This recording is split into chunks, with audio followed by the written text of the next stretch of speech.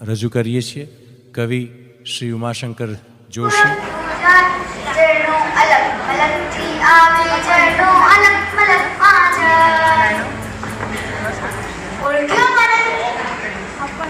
હજી નહીં?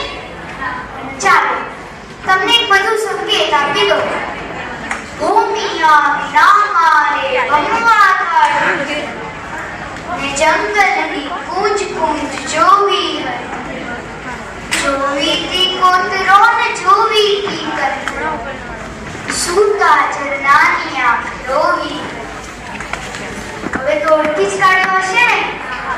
હા, હું ઉમાશંકર જોશી, ગુજરાતી સાહિત્યનો એક નંબર સેવક, ઉપાસક અને શબ્દોનો સાધક. ગુજરાતી સાહિત્યમાં ઘણા લોકો મને મારા ઉપનામ વાસુકી અને શ્રવણથી પણ ઓળખે છે. ચાલો મારા જન્મની વાત. હું 21 જુલાઈ 1911 ના રોજ ગુજરાતના સુંદર એવા વાવણા ગામમાં થયો. મારા પિતાનું નામ જેઠાલાલ જોશી અને માતાનું નામ નવલબેન. માતા પિતાના 9 સંતાનોમાં હું ત્રીજું સંતાન.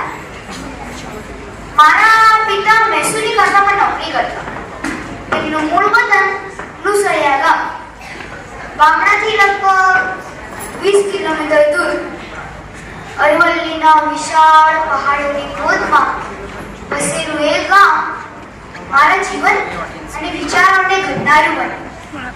અને હા, એ જ ધરતીએ મને કલ્પનાની પાખો આપી, શબ્દોની શક્તિ શીખવી અને ગુજરાતી ભાષા માટે એક નવું સર્જવાની પ્રેરણા આપી. હું નાનો હતો ને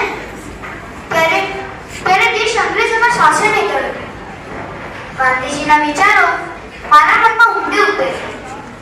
મને લાગ્યું કે માત્ર કવિતા લખવાથી કંઈ નહીં, માટે હું સ્વતંત્રતા આંદોલનમાં પણ જોડાયો, જેલમાં પણ ગયો. પરંતુ જેલની દિવાલો મારી કલમને રોકી શક્યા નહીં. ત્યાં પણ હું લખતો રહ્યો, કારણ કે કોઈ માણસને બેડી બાંધી શકે, શબ્દોને નહીં. મારા જીવન પર રવિન્દ્રનાથ ટેગોર અને ગાંધીજીની ભારે અસર થઈ.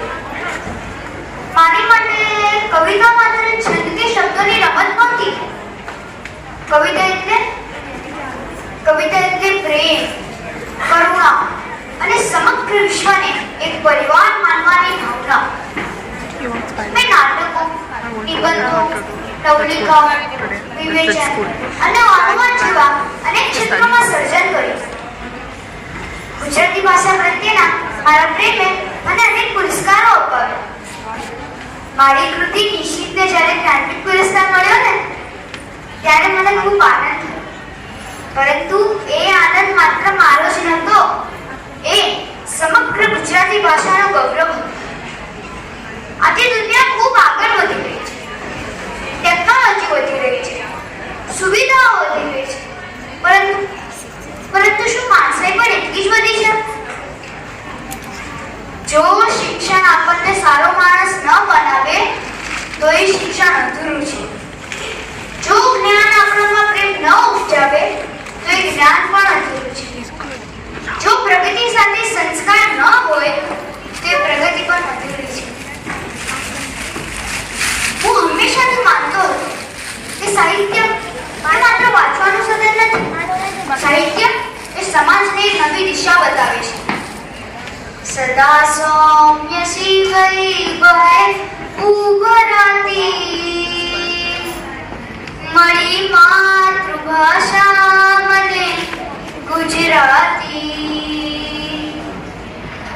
મળી હે આશીષ નરસિંહ મીરા, દયા પ્રેમ વટને અકોપ ધીરા, ધ્રુવા સત્ય સાથી અહિંસા સુહાતી, નમો ધન્ય ગાંધી ગિરા ગુજરાતી.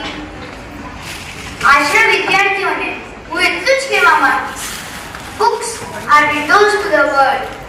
ભાષાને સાચવો, પુસ્તકો વાંચો, સફળતા મેળવો, પરંતુ વિનમ્રતા કરતા છોડશો નહીં. મોટા બનો, પરંતુ માણસાઈને ક્યારેય નાની ન થવા દો. યાદ રાખજો, ધનવાન બનવું સહેલું છે, પ્રસિદ્ધ બનવું પણ સહેલું છે, પરંતુ સાચો માણસ બનવું થોડું અઘરું છે. હું હંમેશાથી માનતો હતો કે ભાષા એ માત્ર વાતચીતનું સાધન નથી. ભાષા એ સમાજને એક નવી દિશા બતાવે છે. જે વ્યક્તિ ભાષાને સાચવે ને એ પોતાની સંસ્કૃતિને ક્યારેય ભૂલી શકતો નથી. હું આજે તમારી સમક્ષ દેશ સ્વરૂપે તો નથી, પરંતુ મારા વિચારોમાં, મારી કવિતાઓમાં અને ગુજરાતી ભાષાના દરેક શબ્દોમાં હું જીવું છું. જ્યાં સુધી કોઈ નાનું બાળક કવિતા વાંચશે, જ્યાં સુધી ગુજરાતી ભાષા જીવંત રહેશે, જ્યાં સુધી માનવતા જીવંત રહેશે, ત્યાં સુધી હું ઉમાશંકર જોશી જીવતો રહીશ.